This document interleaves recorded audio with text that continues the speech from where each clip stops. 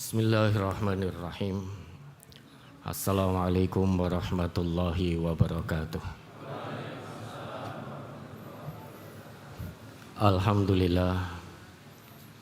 Alhamdulillahilladzi anzalal Qur'an fi syahri Ramadan hudan linnasi wa bayyinatin minal huda wal furqan.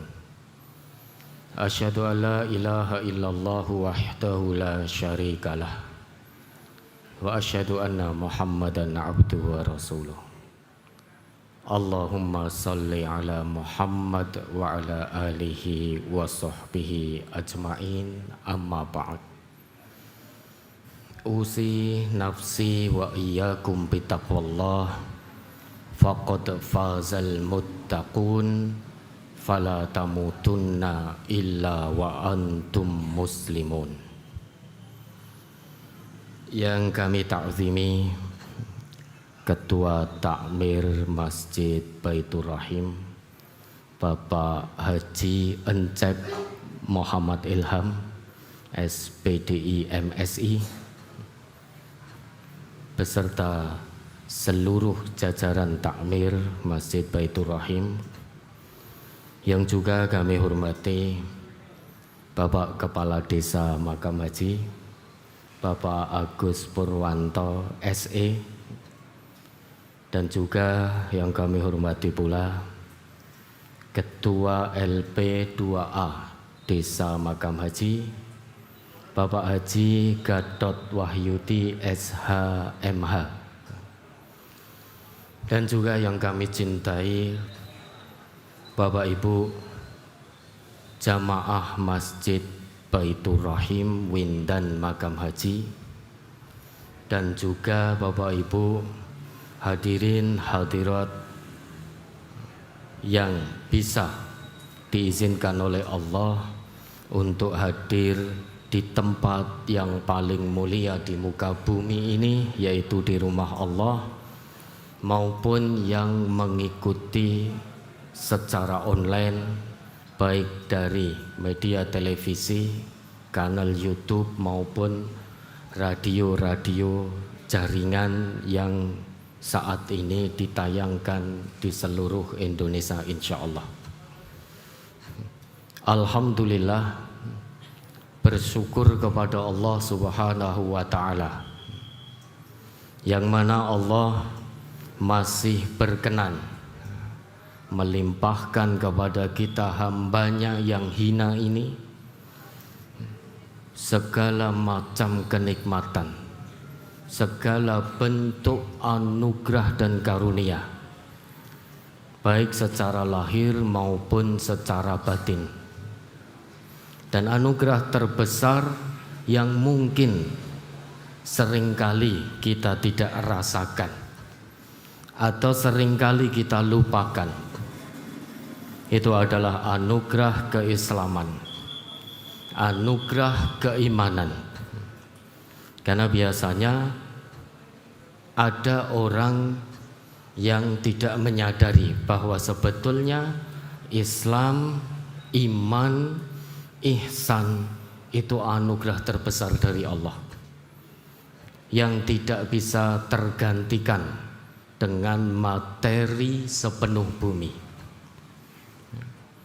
Ini anugerah terbesar kita, maka patut kita jaga sampai nanti kelak kita tinggalkan dunia yang fana ini, kelak kita menghadap Allah Subhanahu wa ta'ala. Hilang materi dunia tidak apa-apa Bapak Ibu ya. Materi dunia bisa dicari, tapi kalau sampai hilang Islam kita, hilang iman kita, kemana kita mencari? Materi dunia yang sementara terkadang hilang dari sisi kita, la ba'sa, tidak masalah. Bisa dicari, bisa diusahakan lagi. Tapi keislaman, keimanan yang hilang, susah mencarinya. Ini tidak tergantikan oleh apapun, baik oleh pangkat, jabatan, materi, status sosial, tidak bisa menggantikan hilangnya nikmat Islam dan iman ini. Salawat serta salam semoga senantiasa tercurahkan kepada suri tauladan kita yang diutus oleh Allah sebagai pembawa rahmat bagi semesta, yang membimbing umat beliau dari kegelapan menuju cahaya terang benderang ini, Rasulullah Muhammad sallallahu alaihi wasallam. Baik Bapak Ibu, ini Masjid Baitur Rahim. Ini saya pulang kampung. Dulu saya kecil di Windan sini. Dan masjid ini dulu kalau Ramadan juga terkadang kami tidur di sini. Masjid Baitur Rahim ini. Dan alhamdulillah Pak Lurah, ini saya asli putra daerah ini. Saya asli makam haji. Meski sekarang untuk sementara waktu kami mendapat tugas untuk sementara bertempat tinggal di Mojogedang. Tapi seringkali kami juga masih mampir ke makam haji. Ya, ini kami mohon jangan dicoret dari makam haji. Ya alhamdulillah. Ya. Baik Bapak Ibu, tema malam ini yang disodorkan oleh panitia itu membumikan Al-Quran pada generasi Z. Tapi sebelumnya tadi kami sudah sempat ngobrol dengan beliau-beliau takmir, biasanya sampai jam berapa? Biasanya sampai jam berapa? Alhamdulillah nanti insya Allah 1 jam ke depan ya. Mudah-mudahan sebelum sampai 1 jam ke depan bisa disampaikan secara baik dan bisa ditangkap secara baik. Kami akan memulai saat ini. Kita berada di Masjid Baitur Rahim. Bait itu rumah, Ar-Rahim itu Maha Penyayang. Sehingga singkatnya saat ini kita berada di rumah Allah yang Maha Penyayang. Harapannya siapapun yang masuk ke masjid ini terjalin kasih sayang satu dengan yang lain. Karena rumah ini rumah Allah yang Maha Penyayang. Siapapun yang masuk ke masjid ini bisa saling mengenal, bisa saling memahami, dan akhirnya bisa saling tolong menolong satu dengan yang lain. Itulah persaudaraan di dalam Islam. Persaudaraan yang saling mengedepankan kasih sayang satu dengan yang lain. Dan hari ini, malam hari ini, di tengah rintik hujan, alhamdulillah Allah takdirkan kita berada di sini, bertemu di sini. Ternyata rintik hujan tadi juga sempat lebat, tidak menyurutkan langkah, tidak menyurutkan niat untuk datang ke sini mentadaburi apa yang memang sudah seharusnya kita tadaburi sebagai hamba Allah yang beriman, yaitu Al-Quran, dan tentu juga sunnah-sunnah dari Rasulullah Muhammad sallallahu alaihi wasallam. Bapak Ibu yang dirahmati oleh Allah, jika kita membaca, membumikan Al-Quran, sekilas apa yang terlintas dalam benak kita? Membumikan Al-Quran. Kalau kami pribadi, ketika membaca membumikan Al-Quran, yang pertama terlintas ini seolah-olah Al-Quran masih di langit, sehingga perlu dibumikan. Kesan yang terlintas pertama kali, Al-Quran itu masih sangat jauh dari hadapan kita, masih berada di langit, sehingga harus ada usaha untuk menjadikan Al-Quran, untuk membumikan Al-Quran. Itu pertama yang terlintas ketika kami membaca membumikan Al-Quran. Padahal sudah berabad-abad yang lalu Al-Quran itu sudah Allah turunkan. Artinya Al-Quran itu sudah ada di bumi sejak puluhan belasan abad yang lalu. Adanya kalimat membumikan Al-Quran ini ada usaha bahwa pemeluk-pemeluk kitab suci ini biar semakin dekat dengan pedoman hidupnya yang abadi. Atau bisa jadi yang sedang jauh dari kitab suci ini itu bisa kembali mendekati kitab sucinya. Atau yang sedang berada di pertengahan, jauh juga tidak, dekat juga tidak, agar semakin mendekatkan dirinya untuk berinteraksi dengan Al-Quran. Atau yang sudah dekat, biar semakin lebih dekat lagi dengan Al-Quran. Singkatnya, membumikan Al-Quran itu berarti mengusahakan atau berusaha mengaplikasikan, mempraktekkan semua kandungan isi Al-Quran dalam kehidupan sehari-hari. Dan insya Allah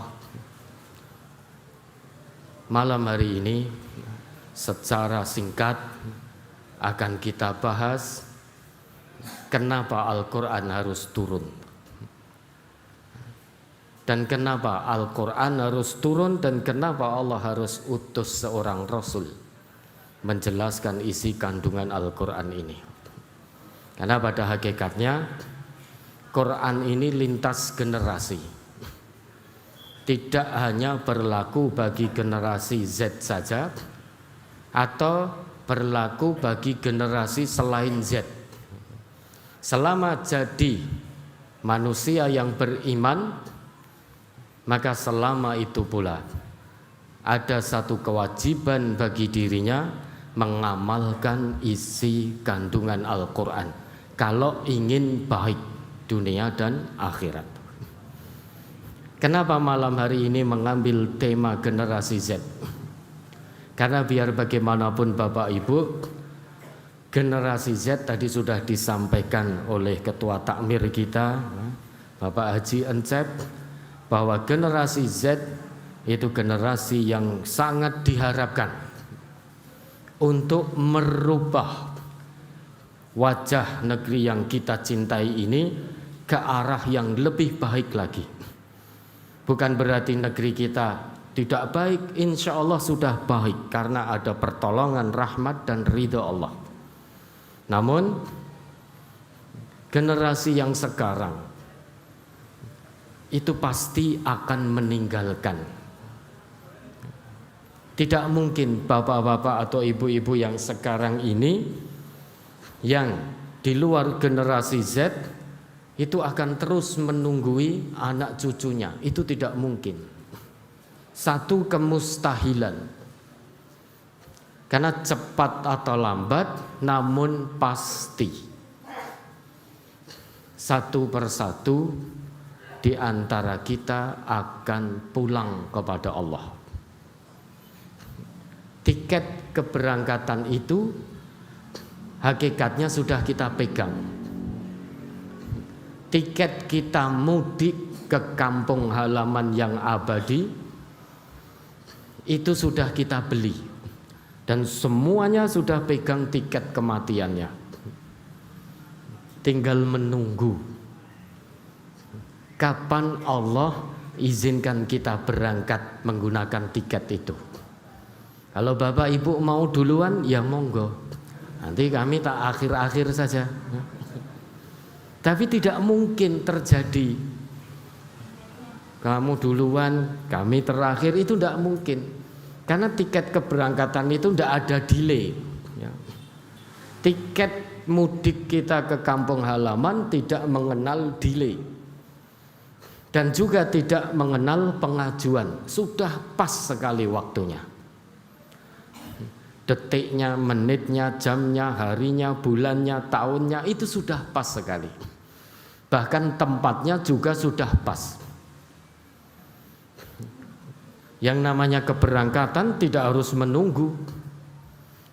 Misalkan saya asli makam haji, tidak harus menunggu saya di makam haji dulu baru nanti oleh Allah katakan, hei pulang kamu. Tidak. Bisa jadi dimanapun kita berada bisa diizinkan oleh Allah untuk berangkat pulang mudik ke kampung halaman yang abadi. Nah, sebentar lagi kan kita juga akan mudik. Yang punya mudik Idul Fitri ini sebentar lagi akan mudik. Ketika Bapak Ibu mau mudik dalam rangka Idul Fitri saja itu butuh bekal. Butuh bekal. Jangankan mudik ke kampung halaman.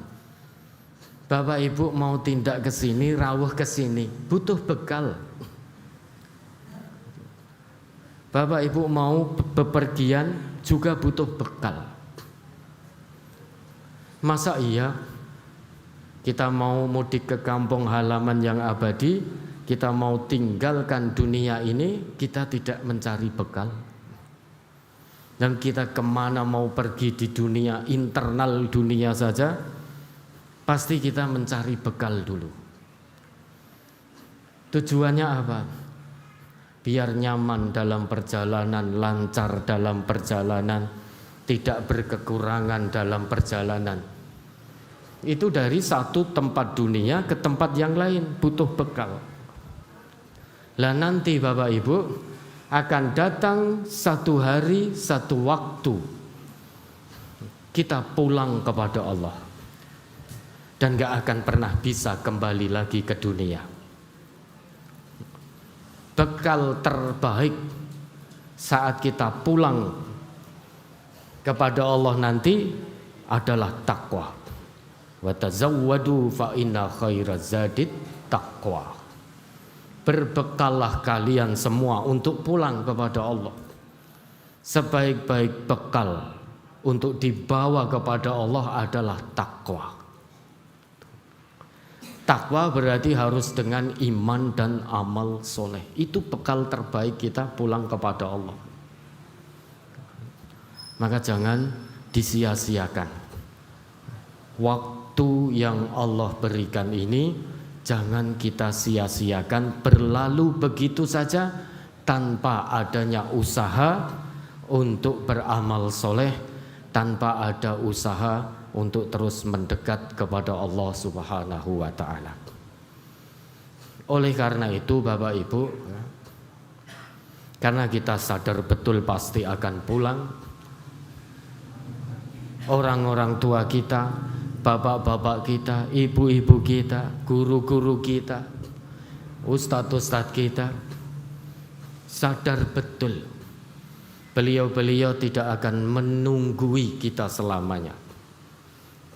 Maka segala daya dan upaya beliau tempuh untuk meninggalkan generasi yang terbaik,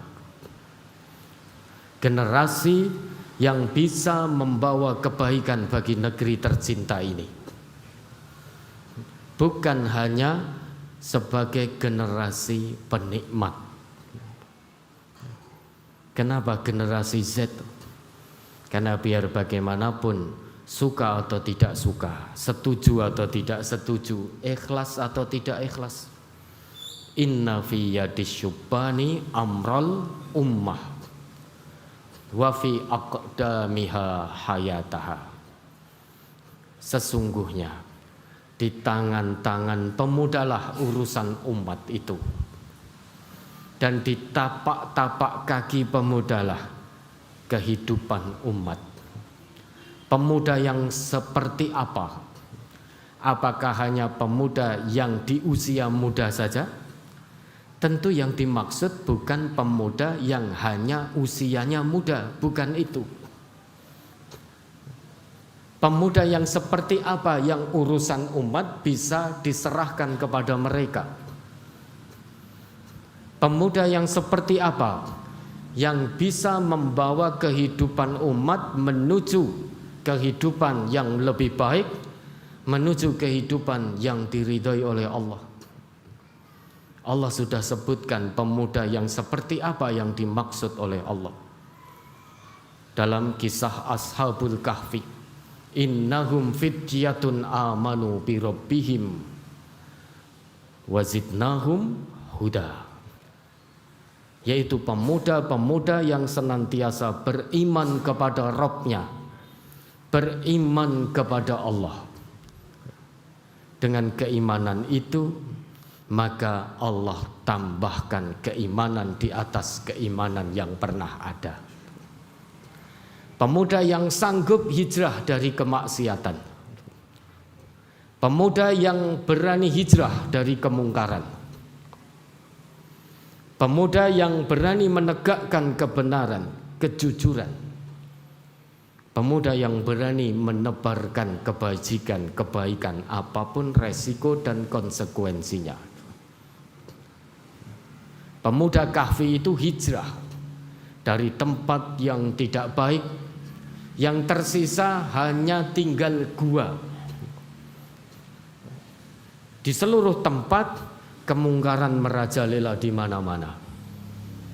Di bawah kepemimpinan Raja Dikyanus pada waktu itu, sehingga yang tersisa tinggal sebuah gua, Al-Kahf. Al-Kahf itu gua tapi cukup untuk beberapa orang. Tapi kalau ghor sama-sama gua, itu paling ghor itu cukup hanya untuk 1 atau 2 orang. Maka gua Hira itu disebutnya dalam bahasa Arab ghor Hira, bukan kahfu Hira, bukan. Karena itu kecil, hanya cukup untuk 1-2 orang. Tapi kalau Al-Kahf itu gua cukup untuk beberapa orang. Yang tersisa pada waktu itu tempat yang baik hanya sebuah gua untuk mempertahankan akidahnya, untuk mempertahankan keimanannya kepada Allah. Maka beberapa pemuda Kahfi ini rela lari, hijrah mencari tempat yang baik meski yang tersisa hanya gua. Inilah pemuda yang dimaksud oleh Allah, yang kelak bisa diberi amanah untuk memegang urusan umat. Urusan umat bisa diserahkan kepada pemuda-pemuda yang seperti ini. Pemuda yang senantiasa menjaga keyakinannya kepada Allah. Pemuda yang berani hijrah dari kemaksiatan menuju tempat yang baik. Pemuda yang berani hijrah dari perkara-perkara batil menuju perkara-perkara yang hak. Itulah pemuda. Generasi Z punya potensi untuk itu semuanya. Punya potensi untuk baik. Besar pula potensinya untuk menjadi hamba yang durhaka kepada Allah. Generasi muda semuanya ada pada generasi muda. Pola pikir visioner, tenaga prima, kesehatan prima, impian itu menyala, membara. Lah bagaimana energi yang besar ini bisa diarahkan, dikawal, dibimbing untuk disalurkan ke arah yang lebih baik, ke arah kebenaran, ke arah kebaikan yang Allah ridhoi. Mudah-mudahan malam hari ini salah satu ikhtiar kita, mudah-mudahan dinilai oleh Allah menjadi salah satu ikhtiar kita untuk membekali generasi penerus kita ini dengan sebaik-baik pedoman hidup. Tidak ada yang lebih baik pedoman selain daripada Al-Quran. Maka siapapun yang menanggalkan Al-Quran dalam kehidupannya, baik dia generasi Z atau bukan generasi Z, siapapun itu tanpa kecuali, tidak peduli mau pejabat, mau rakyat, mau orang kaya, mau orang miskin, mau laki-laki, mau perempuan, tua, muda, remaja, siapapun yang menanggalkan Al-Quran, mencampakkan Al-Quran dari kehidupannya sehari-hari, pasti celaka. Karena Allah sendiri yang memberikan ketetapan itu. Siapapun yang meninggalkan Al-Quran pasti celaka, akan tersesat jalan baik di dunia maupun di akhirat. Di dunia dia akan melihat yang hak tampak batil, yang batil tampak hak. Kenapa ini bisa terjadi? Karena Al-Quran dicampakkan dari sisinya, dibuang jauh-jauh dari kehidupan nyatanya, sehingga dia menjalankan amanah hidup dan kehidupan yang satu kali dari Allah ini tidak berdasarkan wahyu, tetapi berdasarkan hawa nafsu. Siapapun yang hidup dengan hawa nafsunya pasti celaka. Karena biar bagaimanapun hawa nafsu itu la ammarodum bisu. Baik Bapak Ibu, ini muqaddimah. Oh, sudah 15 menit. Pertama yang perlu kita ingat kembali Bapak Ibu, kehidupan manusia di muka bumi ini pertama kali adalah ayahanda kita, dimulai dari ayahanda kita, yaitu Nabi Adam alaihi salam. Misi pertama Nabi Adam memang di bumi, bukan di langit. Misi Nabi Adam itu memang di bumi. Maka ketika Allah memberikan informasi kepada para malaikat-malaikatnya akan mencipta satu makhluk baru selain malaikat dan jin, akan ada makhluk baru namanya manusia, maka Allah berikan informasi bahwa misi dari manusia ini memang di bumi, bukan di langit. Maka kata al-ard muncul dalam ayat itu. Quran surat Al-Baqarah ayat 30 itu. A'udzubillahi minasyaitonirrajim. Wa idz qala rabbuka lil malaikati inni ja'ilun fil ardi khalifah. Allah tidak ngendika inni ja'ilun fis sama, tapi inni ja'ilun fil ardi khalifah.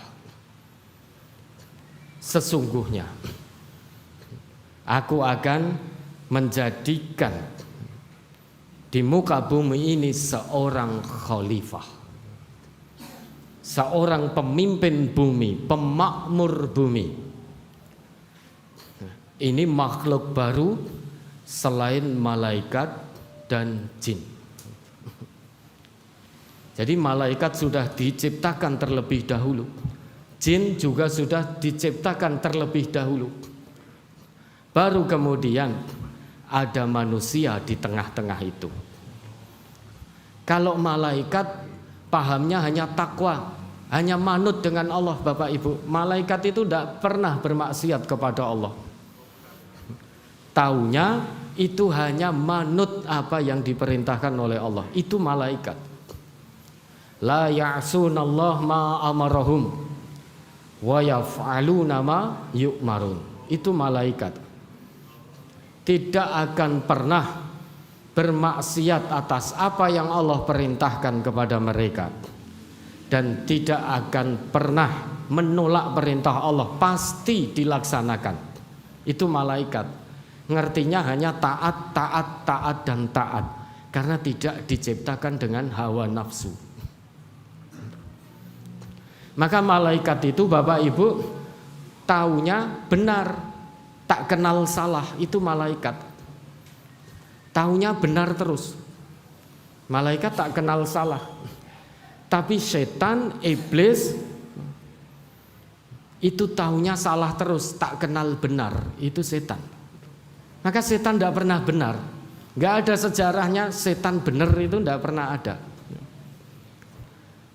Karena setan itu memang dia terus adanya hanya hawa nafsu, hawa nafsu, hawa nafsu. La amaratum bisu. Lah di antara malaikat dan setan ada manusia yang diciptakan oleh Allah dengan dua potensi, sama-sama besar ini, dua potensi ini. Nah, ini alhamdulillah pemilu kan sudah selesai, boleh begini ya. Ada dua potensi besar pada diri manusia. Potensi fujur, potensi mengikuti setan, berbuat kerusakan, suka berbuat menentang Allah, durhaka kepada Allah, kemaksiatan. Yang kedua potensi takwa. Potensi takwa itu potensi yang ada pada diri malaikat. Jadi pada diri manusia ada dua potensi besar ini. Lah mana yang menonjol di antara dua potensi ini? Maka harus diberikan pendidikannya. Lah misi Nabi Adam itu ada di bumi. Nabi Adam sebagai basyariyah, sebagai basyar, sifat basyariyahnya juga ada. Oleh karenanya, biar potensi takwa itu yang terus menonjol. Sejak semula manusia diberi misi oleh Allah di muka bumi ini, itu memang sudah diberi pedoman oleh Allah. Allah tidak ciptakan manusia begitu saja. Allah tidak berikan misi kepada manusia di muka bumi begitu saja tanpa Allah berikan pedomannya. Sejak Nabi Adam itu sudah diberikan. Quran surat Al-Baqarah ayat 38. Qulnah bitu minha jami'a. Turunlah kalian semua ke muka bumi. Nggih, matur suwun. Fa imma ya'tiyannakum minni hudan faman tabi'a hudaya fala khaufun 'alaihim wa lahum yahzanun. Dan jika suatu ketika nanti petunjukku datang kepadamu, maka siapapun yang mengikuti petunjukku, yaitu petunjuk Allah, fala khaufun 'alaihim wa lahum yahzanun. Ini pedoman. Jadi Nabi Adam diturunkan oleh Allah ke muka bumi, diberi pedoman oleh Allah yang disebut dalam ayat itu sebagai hudan. Sebagai hudan. Apa itu hudan? Apakah hanya sebatas kita maknai sebagai petunjuk? Secara sederhana Bapak Ibu, yang namanya hudan itu semua kebutuhan hidup manusia itu ada di hudan itu. Semua problematika manusia solusinya ada di hudan itu. Ada di pedoman yang Allah turunkan yang namanya hudan. Tidak mungkin Allah menciptakan kita, memberikan misi hidup kepada kita di muka bumi untuk memakmurkan bumi tanpa Allah berikan petunjuk yang lengkap. Itu mustahil. Allah tidak adil kalau itu dilakukan oleh Allah. Maha suci Allah dari sifat-sifat yang negatif. Maka Allah ciptakan kita, Allah berikan petunjuknya. Allah sendiri yang memberi nama pedoman itu sebagai hudan. Hudan itu semua petunjuk yang dibutuhkan manusia ada di situ. Semua solusi dari kesulitan problematika hidup manusia ada di situ semuanya. Bapak Ibu bisa cek apa yang ada di kehidupan manusia. Ini semuanya ada dalam hudan itu. Mulai kita dalam kandungan sampai dilahirkan, bagaimana seorang ibu yang mengandung lelah, lemah, bertambah lemah, itu ada semua petunjuknya. Begitu melahirkan, nyawa taruhannya. Habis itu kewajiban seorang bapak memberi nafkah pada anak dan istrinya, dan lain sebagainya, dan lain sebagainya. Bagaimana pendidikan anak sejak dini, kemudian fase remaja, kemudian fase muda, bagaimana mau menikah, memilih calon pendamping hidup, itu semuanya ditunjukkan dalam hudan itu. Kalau ada solusi di tempat kerja seperti ini, solusinya bagaimana, itu dicakup oleh hudan. Proyek diserobot orang lain, bagaimana cara mensikapinya, ada semua dalam hudan itu. Sehingga kita ini harusnya betul-betul bersyukur Bapak Ibu. Pedoman hidup kita ini sudah lengkap di sini. Mau sedih, bagaimana biar tidak berlarut-larut dalam kesedihan, ada di sini. Ketika kita bahagia, bagaimana bisa terus bersyukur dalam kebahagiaan itu, sikap apa yang diambil ada di hudan itu. Maka sebetulnya kita tidak perlu risau, karena Allah sudah berikan pedoman hidup untuk kita sejak kita di alam roh sampai nanti kita pulang kepada Allah. Ada di hudan itu. Nah tadi Bapak Ibu yang belum perso sini, itu kan ada yang pakai map, ya. Map itu sering salah. Anehnya kita masih sering percaya juga. 200 meter lagi belok kanan, kuburan.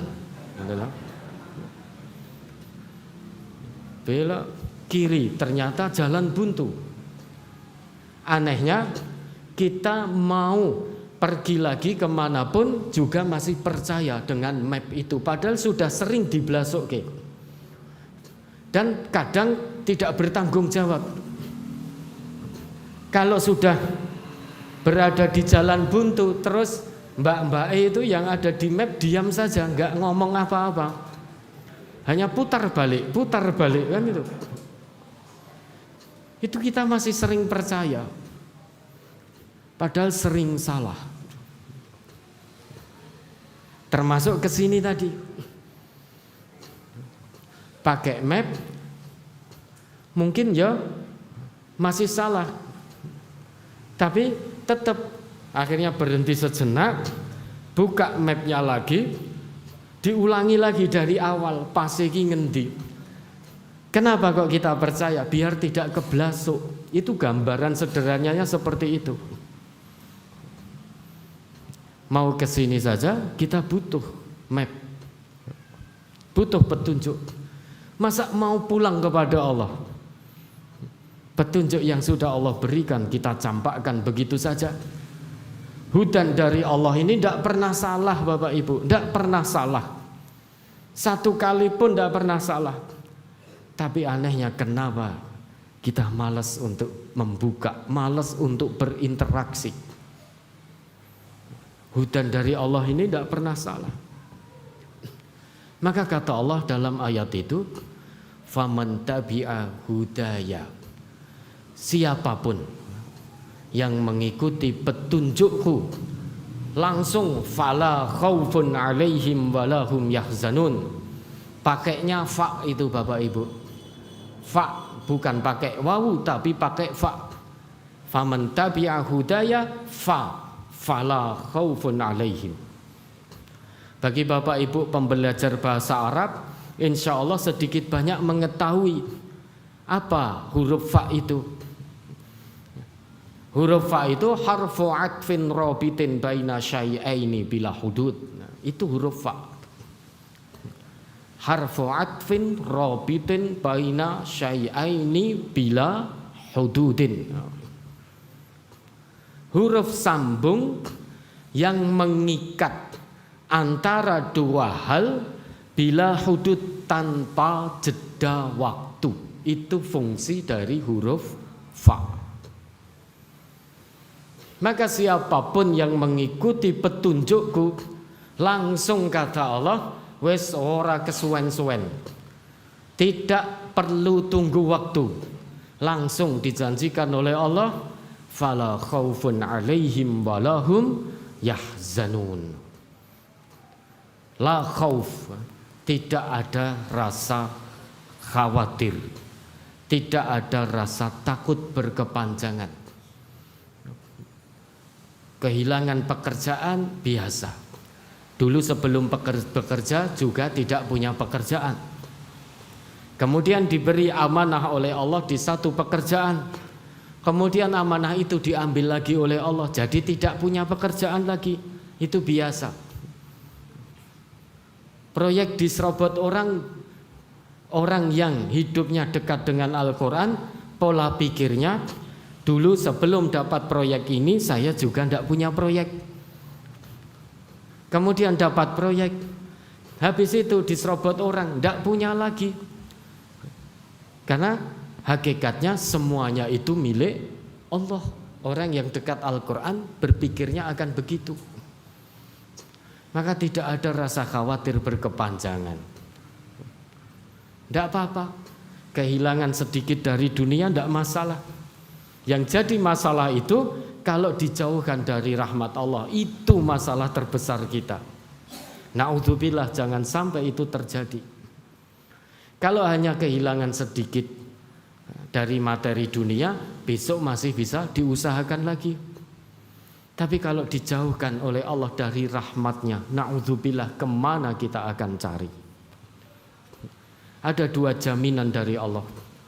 Orang yang mengikuti petunjuk Allah itu pasti dia akan merasakan hidup tanpa kekhawatiran, hidup tanpa kesedihan. Allah itu sebetulnya pengen kita bahagia, Bapak Ibu. Allah itu sebetulnya tidak ingin kita bersedih dalam kehidupan dunia ini. Tapi seringkali kita sendiri yang pengen khawatir, kita sendiri yang pengen takut, kita sendiri yang pengen sedih, yang pengen kecewa. Kenapa? Karena tidak dekat dengan huda ini tadi, tidak dekat dengan pedoman Allah ini tadi.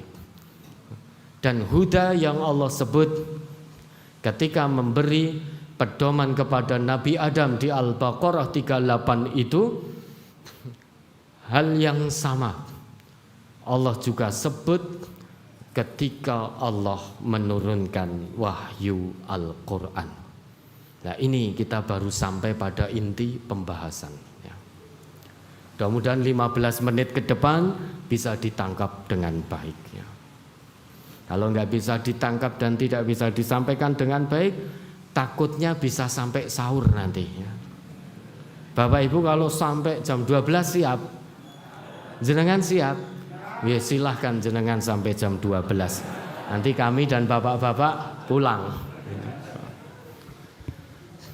Jadi yang dibaca oleh qori kita tadi luar biasa ya. Beliau Ustadz takwa ya. Mau dimanapun tetap takwa beliau. Mau di bulan Ramadan tetap takwa, di luar bulan Ramadan juga tetap takwa. Mudah-mudahan beliau dijaga oleh Allah ya. Perbuatan beliau, lisan beliau, sikap beliau mudah-mudahan benar-benar cerminan dari anugerah nama yang Allah berikan ya, melalui orang tua beliau ya. Tadi qori kita dengan sangat merdunya, dengan sangat indahnya, secara tartil dibaca, tajwid yang luar biasa. Beliau membaca Quran surat Al-Baqarah ayat 185 sampai 186.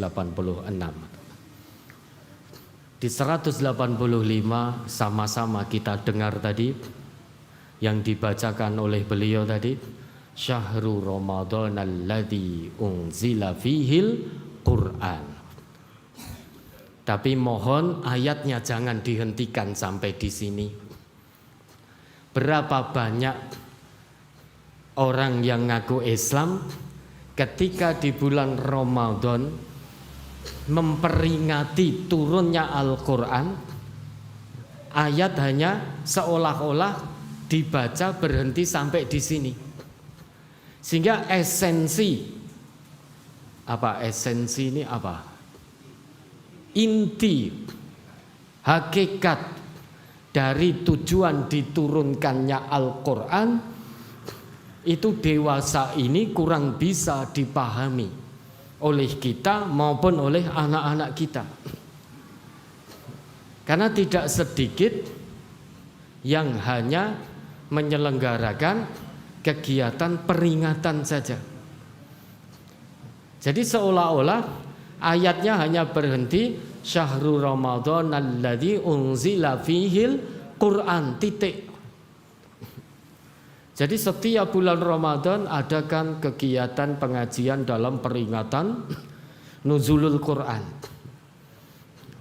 Padahal hakikat utama dari diturunkannya Al-Quran oleh Allah itu ayat selanjutnya, hudal linnas wa bayyinatim minal huda wal furqan. Ini tiga tujuan ini.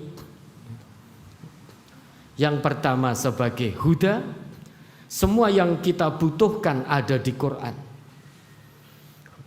Semua dari A sampai Z, dibalik lagi Z sampai A, dari susah, seneng, susah, itu ada semua di Quran. Huda. Maka Allah turunkan Al-Quran ini sebagai huda, pedoman semua kebutuhan kehidupan manusia.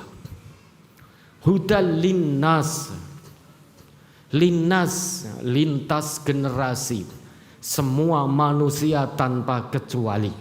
Kalau masih merasa jadi manusia, harusnya butuh kepada Al-Quran dalam hidupnya. Yang tidak butuh kepada Al-Quran itu hanya setan dan binatang. Sehingga kesimpulannya, manusia yang tidak butuh Al-Quran itu namanya termasuk kita Bapak Ibu. Kalau kita acuh terhadap Al-Quran, bisa jadi kita ini setan wujud manusia. Na'udzubillah. Itu fungsi utama dari Al-Quran, hudan. Huda linnas, lintas generasi. An-nas, manusia itu kadang disebut nas, kadang disebut al-insan oleh Al-Quran, kadang disebut Bani Adam, kadang disebut Bashar, kadang disebut al-ins. Jadi setidaknya kita manusia ini di dalam Al-Quran kita punya 5 nama Bapak Ibu. Bani Adam, al-ins, an-nas, Bashar, kemudian al-insan. Kita punya 5 nama itu dalam Al-Quran. Kalau Bapak Ibu cek artinya, semua diartikan manusia. Anak cucu Adam itu juga manusia. Tapi sebetulnya kelima kata ini punya maknanya sendiri-sendiri. Saat kita disebut oleh Al-Quran dengan Bani Adam, itu ingin menunjukkan bahwa kita manusia ini berasal dari bapak yang sama, yaitu Nabi Adam. Bukan dari kera, gitu loh. Bukan dari kera. Bapak kita itu Nabi Adam. Maka jangan percaya dengan orientalis yang menyebut manusia itu berevolusi dari monyet begini, akhirnya jadi kita. Ya enggak apa-apa. Orientalis itu yang ngomong begitu biar dia ngakui bapak moyangnya dari monyet, dari kera. Kalau kita percaya informasi yang diberikan Allah. Bapak kita satu, yaitu Nabi Adam. Maka Quran menyebut kita Bani Adam. Kemudian saat Al-Quran menyebut kita al-ins wa ma khalaqtul jinna wal ins illa liya'budun. Al-ins itu Allah ingin menunjukkan pada kita bahwa kamu itu selama jadi manusia, setidaknya sifat-sifat kemanusiaanmu itu harus ada, harus tampak. Al-ins, makna pertama dari al-ins itu tampak, terlihat. Maka manusia yang suka selintat-selintut itu keluar dari sisi kemanusiaannya. Ada pintu depan lewat belakang, sogok suap kan lewat pintu belakang. Al-ins itu tampak. Ada yang selintas-selintas, ada pintu depan lewatnya belakang. Sembunyi-sembunyi, ini pasti sedang bermasalah. Kalau ada manusia yang seperti ini bisa dicek, itu bermasalah biasanya. Ada pintu depan kok lewat pintu belakang, itu biasanya sedang bermasalah sisi kemanusiaannya.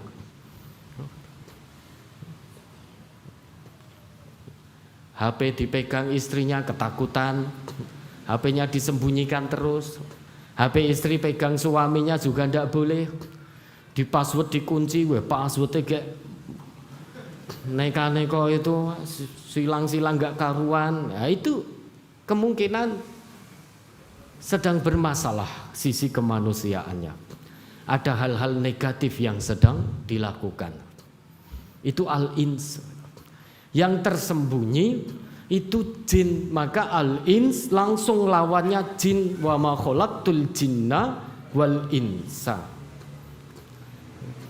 Dalam bahasa Arab Bapak Ibu, kata bahasa Arab yang terdiri dari huruf jim dan nun itu selalu tidak tampak. Maknanya tak tampak, tak terlihat. Jannah, surga.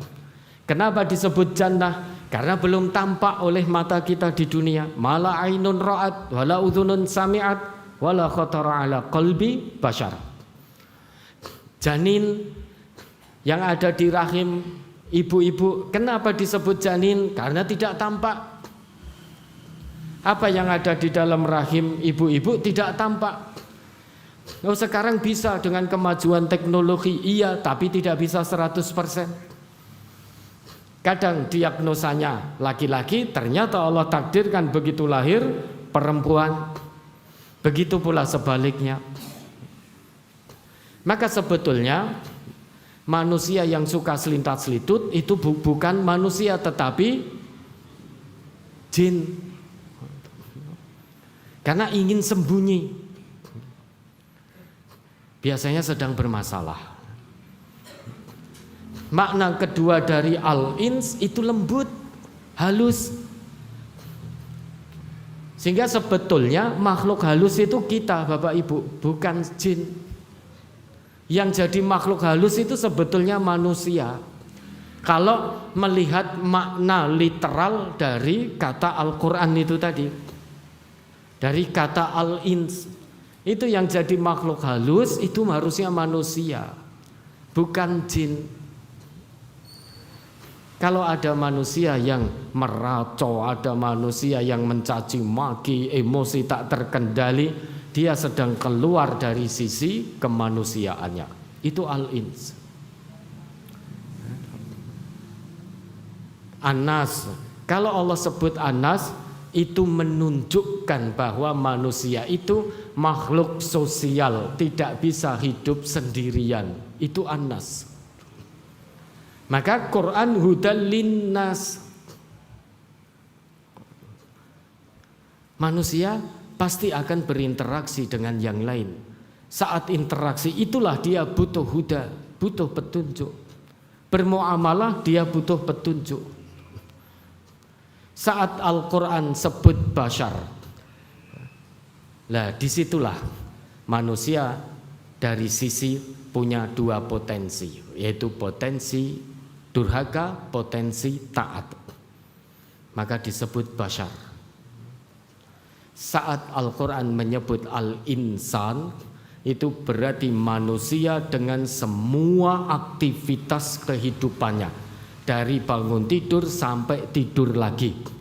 Maka ada surat favorit dalam sholat, ya, wal asr innal insana lafi khusr.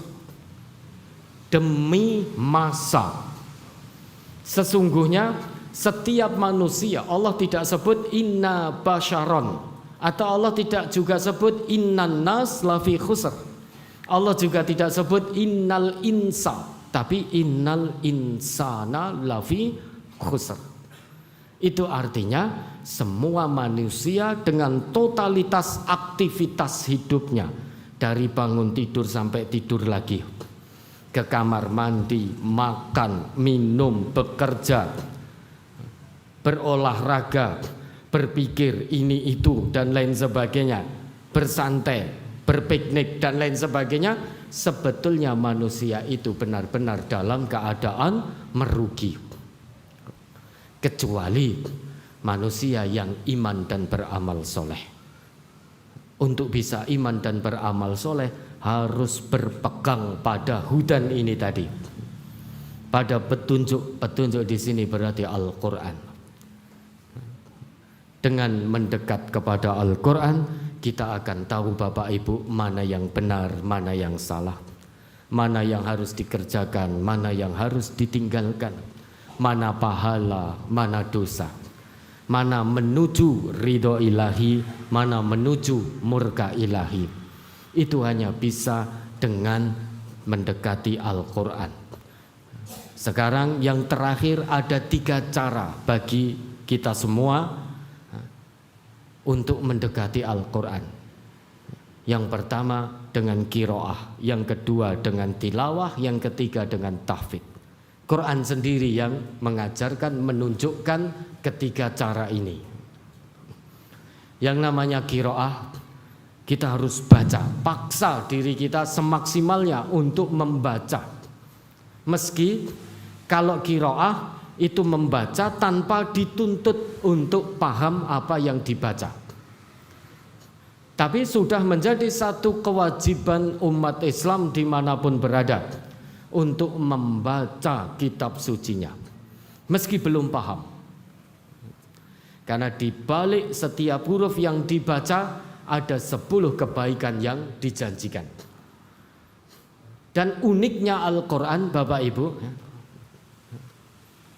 ini sebagai petunjuk, tetapi saat kita buka, banyak yang menimpa manusia tidak butuh waktu lama, biasanya terus ngantuk. Itu uniknya Al-Quran. A'udzubillahi minasyaitonirrajim. Nun, itu udah langsung ngantuk. Qaf, baru 1 huruf. Kalau tidak ngantuk muncul rasa bosan. Tapi kalau membaca Al-Quran bisa berjam-jam. Bisa berjam-jam itu. Bahkan Al-Quran sekarang adanya di sini, ya. Di HP-HP kita. Wes tulisannya cilik-cilik, anehnya kita juga betah. Baca tulisan di sini nih berjam-jam betah. Itu anehnya di situ. Kenapa? Karena ini bukan hudan, maka tidak ada lawan di sini. Setan tidak masuk di sini, nggak ada hudan.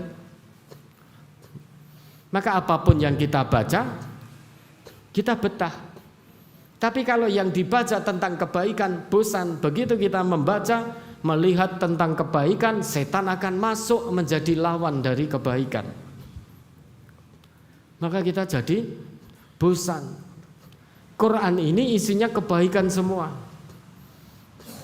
Maka berapa banyak generasi muda kita yang bosan membaca Al-Quran. Belum baca saja sudah bosan. Mendengar nama Quran, ayo le maca Quran, itu wis bosan. Sebentar Pak, sebentar Bu, lagi asik dengan HP-nya. Belum dibuka Qurannya sudah bosan. Bagaimana ini mau membawa kemajuan umat? Bagaimana pemuda yang seperti ini mau menjadikan negeri ini negeri yang baldatun thayyibah wa rabbun ghafur? Membaca saja tanpa dituntut paham saja tidak mau. Muncul kebosanan yang sangat. Padahal cara mendekati Al-Quran yang pertama kali dengan qiraah. Kalau qiraah saja tidak mau, apalagi cara berikutnya yang lebih berkualitas, yaitu tilawah. Tilawah itu membaca dengan makna, sehingga baca, paham, amalkan dalam kehidupan sehari-hari. Itu makna dari tilawah. Ketika wahyu pertama kali turun, ayat apa yang pertama kali turun? Bukan Iqra, bukan. Yang pertama kali turun apa ayatnya? Bukan Iqra Bapak Ibu, tapi Iqra bismi rabbikal ladzi khalaq. Ketika baru turun Iqra, Nabi kita menjawab, ma'ana biqari. Bacalah, bacalah, aku tidak bisa membaca. Kemudian oleh Allah Jibril diperintahkan, tidak hanya Iqra tapi Iqra bismi rabbikal ladzi khalaq. Baca karena Tuhanmu. Jadi kita baca Quran itu bukan karena tujuan yang lain-lain. Kita baca Quran itu karena Allah. Niscaya tidak akan muncul rasa bosan. Tapi kalau kita baca Quran punya tujuan yang lain, untuk pamer, untuk riya, untuk ini, itu, dan lain sebagainya, enggak lama akan bosan kita. Tapi kalau kita baca karena Allah, insya Allah tidak akan pernah membosankan. Kalau sudah begitu, bisa meningkat menjadi tilawah. Tilawah itu baca, pahami, amalkan. Dan itu dulu yang dilakukan oleh Rasulullah. Laqad mannallahu 'alal mu'minina idz ba'atsa rasulan min anfusihim yatlu 'alaihim ayati yatlu 'alaihim. Laqad mannallahu 'alal mu'minina idz ba'atsa fihim rasulan min anfusihim yatlu 'alaihim ayatihi. Bukan yaqra'u 'alaihim ayatihi, tapi yatlu 'alaihim ayatihi, tala yatlu.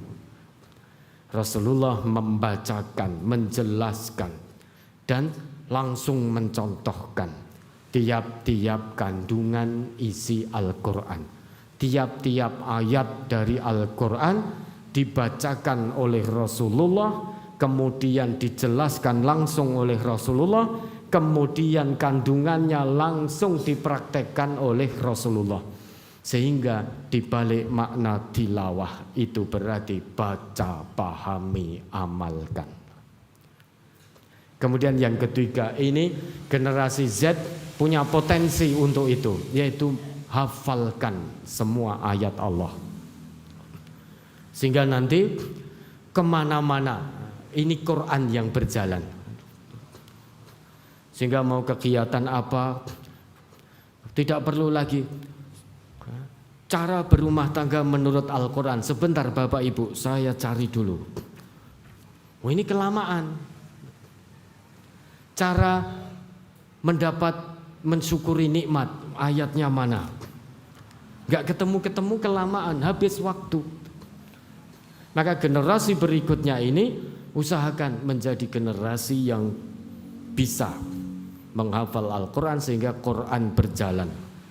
Tiap ketemu orang ditanya apa ini itu, tunjukkan tentang kebaikan melalui Al-Quran. Ini generasi muda kita. Kalau kita ya mungkin ya sulit, lama hafal, cepat lupa. Ya. Generasi kita itu lama hafal, cepat lupa. Tapi kalau generasi penerus kita insya Allah cepat hafal, lama lupa. Itu yang diharapkan. Ya, dengan 3 cara ini, itu cara yang ditunjukkan oleh Al-Quran. Dekati Al-Quran dengan 3 cara tadi semaksimalnya, qiraah, tilawah, tahfidz. Kemudian terus tanpa bosan belajar Al-Quran dan mengajarkan Al-Quran. Khairukum man ta'allamal Qur'an wa 'allamahu. Sebaik-baik kalian siapa yang senantiasa belajar Al-Quran dan mengamalkannya. Mudah-mudahan yang sedikit ini bisa bermanfaat untuk kita semuanya. Mudah-mudahan kegiatan ini dirahmati dan diridhoi oleh Allah.